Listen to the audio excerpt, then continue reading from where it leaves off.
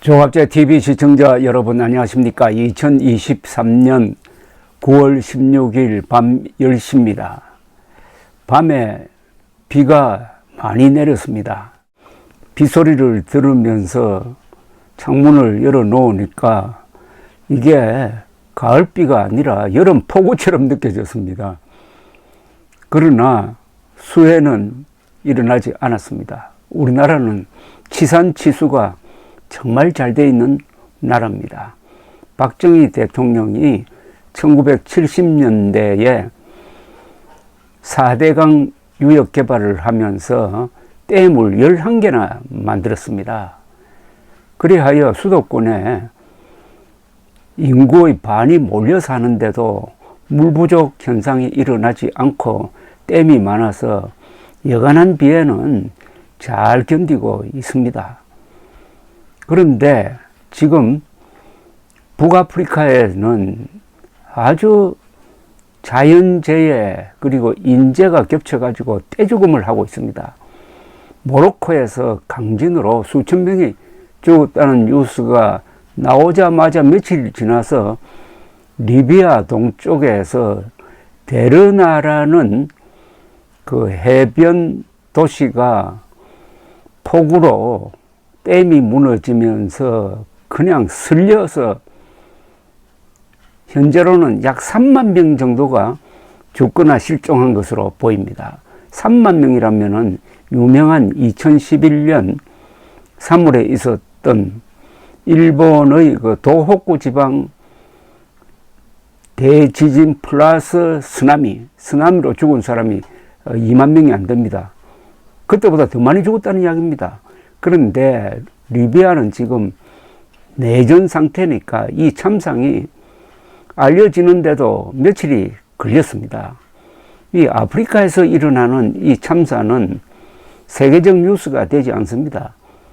뉴욕 한복판에서 뭐 총기 사고로 10명이 죽었다 하면은 크게 보도하는데 아프리카에서 사고가 나면은 몇천 명, 몇만 명이 죽어도 크게 보도되지 않습니다. 이게 참 어떻게 보면 비극적입니다. 크게 보도되지 않으면은 세계의 관심도 적어서 그 대책이 잘 생기지 않는 것입니다. 리비아 하면은 요새 지중해를 건너서 저 유럽으로 가는 난민선의 그 난민들을 많이 배출하는 나라이기도 합니다. 이 리비아가 내전 상태로 들어간 지가 벌써 한 10년이 넘으니까 리비아 사람들이 못 살겠다고 해가지고 배를 타고 지중해를 건너다가 떼죽음을 하기도 합니다. 그런데 리비아가 원래 이런 나라가 아니었습니다. 저는 리비아라고 하면은 1994년에 리비아를 기행하면서 취재를 했으므로 그 눈에 선합니다. 그래서 리비아 이야기를 좀 할까 합니다. 지금 사고와 관련해 가지고 현재 리비아는 어떻게 되어 있느냐 하면은 내전 상태로서 나라가 두 동강이가 났습니다. 리비아 지도를 펼치면은 저 서쪽에 트리폴리라는 도시가 있습니다. 이게 리비아의 수도였습니다. 가다피 때 그 전부터. 그리고 동쪽에 해변에 벵가지라는 큰 도시가 있습니다. 지금은 이 나라가 두 동강이가 났는데 벵가지에 근거를 둔 나라가 하나 있고 트리폴리에 있는 나라가 있는데 국제적으로는 트리폴리에 있는 정부가 공인을 받고 있지만은 벵가지는 독립적으로 군벌이 지금 다스리고 있어가지고 두 정치 체제가 공존하고 있습니다. 그걸 하나로 묶으려고 해도 제대로 되지가 않습니다. 이런 비극은 언제부터 급속도로 악화되었느냐 하면은 2011년입니다. 여러분 2011년이면은 12년 전인데 그때 아랍의 봄이라는 사태가 일어났습니다. 아마 기억나실 것입니다. 투니시아에서 시작된 시위로 투니시아의 독재 정권이 무너지고 바로 옆에 있던 이집트로 불길이 넘어와 가지고 이집트의 수십 년 동안 독재를 하던 무바라크 정권이 무너지고 그 다음에 이게 리비아로 번져가지고 리비아에서 42년 동안 장기 집권을 하던 가다피 정권이 타도되었습니다. 이 가다피는 20대 청년 장교로서 쿠데타를 해가지고 왕정을 무너뜨리고 독재를 했는데 참 국제사회에서 말썽꾼이었습니다. 그러나 리비아는 지금도 그렇지만은 양질의 석유가 많이 나옵니다. 그리고 인구가 700만 밖에 안 되므로 이 석유 팔아가지고 충분히 먹고 살 수가 있습니다. 94년에 리비아를 기행을 해보니까 정말 잘 살만한 나라입니다. 왜냐하면은 리비아는 저 남쪽으로 가면은 사하라 사막이지만은 북쪽의 이 지중해 연안은 길쭉한 동서의 그린벨트가 되어 있어 가지고 거기는 비도 오고 아주 토양이 풍부하고 태양열도 잘 받고 해가지고 그 과일이 정말 맛있습니다. 이 카르타고 그리고 로마 시절에 이 지역이 바로 그 제국의 중심에 있었습니다. 로마 황제도 배출하고 흔히 아프리카라고 하면은 무슨 미개인처럼 여기던 시대가 있었지만은 이 지역 그러니까 지중해 연안의 아프리카 거기에 면한 나라가 모로코, 알제리, 튜니시아, 리비아, 이집트 이런 나라인데 이런 나라는 로마 문명권의 한복판에 있었습니다. 그래서 이런데 플러스 또 석유까지 나니까 가다피가 지배하고 있던 리비아의 1인당 국민소득이 한때는 미국을 능가한 적이 있습니다. 또 1993년에 석유 쇼크가 왔을 때 이 가다피의 리비아는 발언권이 셌습니다. 가다피의 리비아가 생산하는 질 좋은 석유가 아주 가까운 유럽에 수출되었으므로 아주 큰 소리를 치는 사람이었습니다. 그러나 여러분 독재가 길어진다고 해가지고 나라가 발전하는 게 아닙니다. 박정희 대통령을 깎아내리려는 사람은 그렇게 장기 집권하면 바보라도 경제 발전을 할 수 있다고 생각하는데 장기 집권해가지고 경제 발전시키기는 더 어렵습니다. 카다피가 42년 동안 장기 집권했지만은 결국 그 나라를 발전시키지 못했습니다. 자, 2011년 튜니시아에서 출발한 아랍의 봄 때 리비아에서 민중 봉기가 일어나서 카다피를 공격을 하기 시작하고 여기에 유럽, 미국 등이 합세를 했습니다. 특히 유럽, 프랑스가 적극적으로 카다피 타도에 앞장서고 공군을 파견하고 해가지고 카다피를 타도하는 데는 성공했습니다. 카다피는 도망다니다가 잡혀서 맞아 죽었습니다. 저도 그때 야 이제 민주주의가 아프리카에도 오는구나 하고 반겼습니다. 그러나 그 뒤에 사태는 정말 비참했습니다.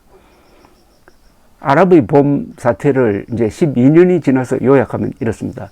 튜니시아가 그나마 민중봉기를 통해서 독재자를 밀어냈는데 그나마 아직도 국가 형태를 유지하고 있습니다. 그러나 크게 나아진 게 없는 것 같아요. 이집트는 어떻게 됐느냐. 무바라크를 타도하고 무슬림 형제단이 집권을 했다가 무바라크의 후예라고 볼 수 있는 군부 쿠데타를 만나가지고 다시 군사 독재 정권으로 돌아가고 말았습니다.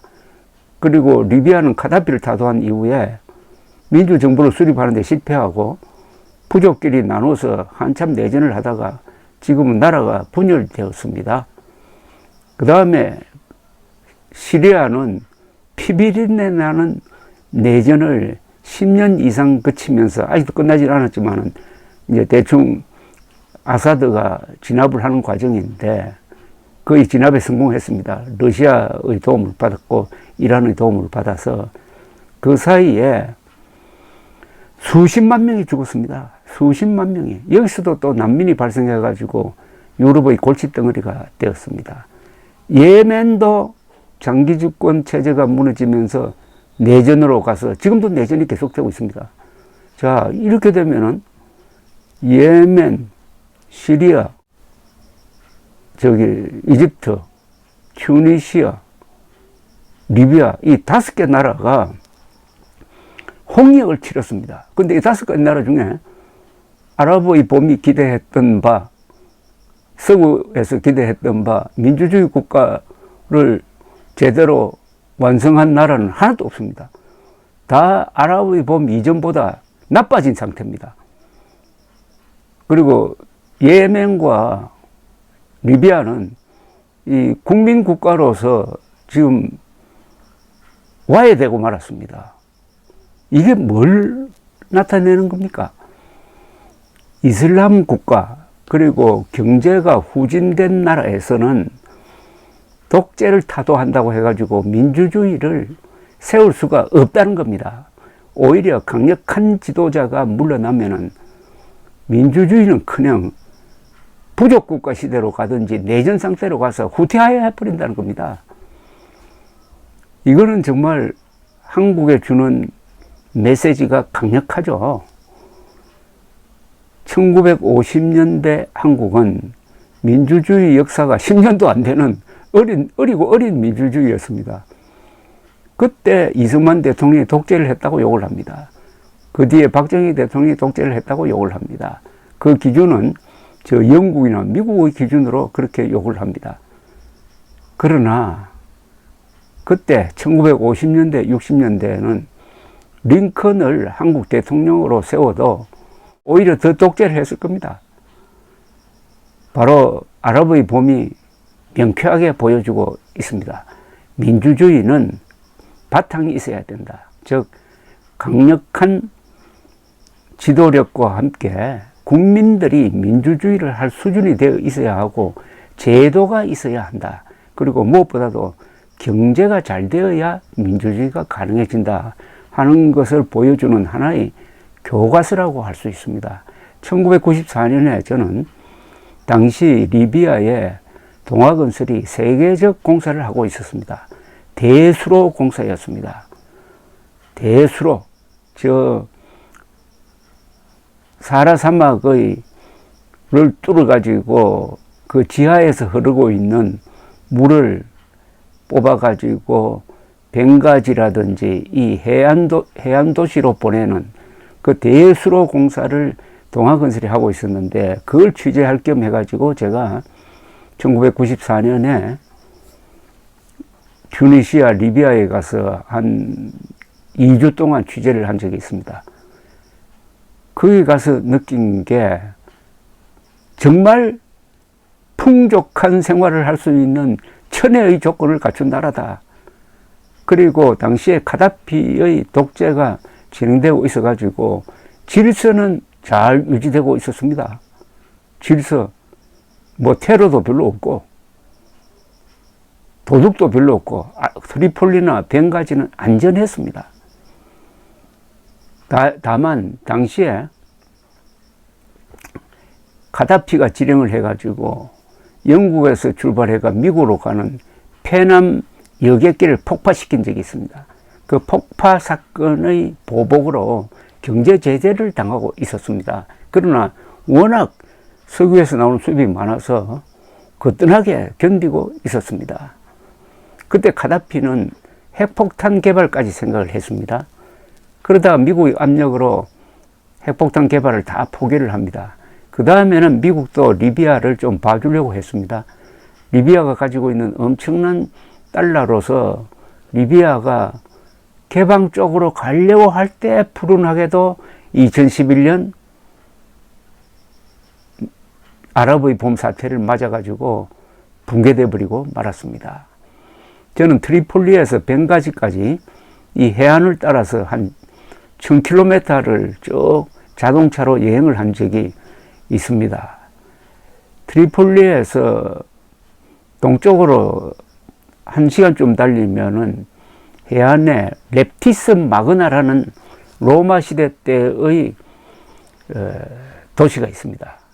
렙티스 마그나를 가보니까 깜짝 놀랐습니다. 이탈리아 본토에도 이런 대규모 로마 시대 유적이 좀처럼 보기 힘듭니다. 폼페이보다 더 큰 그런 도시가 있었습니다. 거기에 가보니까 물론 관광객이 오지 않아 가지고 쓸쓸하기는 했는데 원형 극장이라든지 로마 시대 때의 무슨 관청 건물이라든지 조각상이라든지 이런 게 그대로 방치되어 있었습니다. 그 보물을 그냥 만질 수도 있었습니다. 그 조각상, 여자, 남자 조각상이 넘어진 상태로 그걸 밟고 지나다니면서 구경을 했습니다. 렙티스 마그나. 여러분, 이 구글에 검색을 하면 렙티스 마그나라고 나옵니다. 제가 생각했습니다. 좋은 정부 만나면은 이 도시 하나로 리비아 전체가 먹고 살겠구나 하는 생각이 들었습니다. 그리고 동쪽의 중심지 벵가지에서 조금 더 또 동쪽으로 가면은 키레네라는 또 그리스 시대 때의 도시가 나옵니다. 이것도 해안 도시입니다. 거기도 굉장한 유적과 유물이 있습니다. 키레네와 렙티스 마그나. 제가 그때 이런 생각을 했습니다. 이런 관광도시 개발을 한국이나 일본 회사에 맡겼으면 어떻게 될까? 그런 안타까운 생각을 하면서 여행을 마쳤는데, 그때 동아건설은 한국인들은 이제 간부로 나가고 주로 필리핀, 월남, 그리고 조선족, 그리고 태국 사람들을 인부로 쓰고 있었습니다. 인력을 관리하는 동아건설 직원들한테 물었습니다. 어느 나라 사람이 제일 열심히 일합니까? 저는 조선족인 줄 알았는데 그게 아니고 태국 사람들이 제일 열심히 일한다. 그 다음에 필리핀, 베트남, 그리고 조선족 사람들은 말이 통한다고 해가지고 우리하고 맞먹으려고 한다 하는 그런 이야기를 하더라고요. 아랍의 봄 사태를 만나서 가다피를 쫓아내는 데는 성공했으나 강력한 지도력이 붕괴되어 버리니까 각 부족들로 나눠져서 서로 내전을 벌이고 미국 대사관이 공격을 받아가지고 대사가 피살되기도 하는 이런 참극을 벌리는 상태에서 이번에 데르나라는 데서 댐이 무너졌습니다. 그 댐이 무너질 거란 예보가 많이 있었는데 거기를 다스리는 이 군벌 정부가 방치하다가 무너져 버린 겁니다. 그러니까 강력한 지도력이 와야 된다는 것은 국가의 기능이 와야 된다는 겁니다. 이번에 내린 비가 그렇게 많이 내린 것도 아니에요. 다만 리비아는 거기 보면은 와디라고 그래가지고 평소에는 물이 흐르지 않는 하천이 있다가 비가 쏟아지면 한꺼번에 막 경류를 이루는 그런 근천이라 그러죠. 말라 있는 하천이 있습니다. 국가가 붕괴되면 어떤 사태가 일어나느냐, 내전이 일어나면 얼마나 비참해지느냐를 잘 보여주는 데가 바로 리비아입니다. 그럼 이게 한국과는 무관합니까? 한국은 지금 내전적 구도를 가지고 있습니다. 저 민주당 세력은 대한민국의 주적입니다. 스스로 그렇게 행세하고 있습니다.